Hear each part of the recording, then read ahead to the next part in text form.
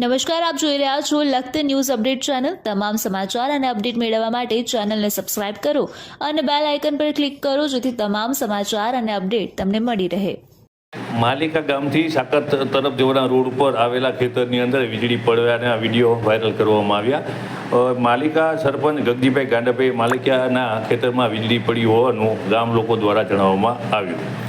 ગઈકાલે સાંજના સમયે એક માલિકા વિસ્તારની અંદર અચાનક જ કાળા ડિબાંગ ઘેરા વાદળો છવાઈ ગયા હતા અને ત્યારબાદ ગાજવીજ શરૂ થઈ ગઈ હતી। ત્યારે માલિકા ગામના સરપંચ ગગજીભાઈ માલકિયાના જણાવ્યા મુજબ તેમના ખેતરની અંદર વીજળી પડી હતી અને તેમના જે કપાસના જે છોડ છે તેની અંદર નુકસાન થવા પામ્યું હતું તેમ જણાવી તેમના દ્વારા વિડીયો વાયરલ કરવામાં આવ્યા હતા અને આ કપાસના છોડ છે તેની અંદર આ વીજળી દૂર પડી હોય છતાં તે બળી ગયા હોવાનું જણાવી અને તેમના દ્વારા આ વિડીયો વાયરલ કરવામાં આવ્યા હતા।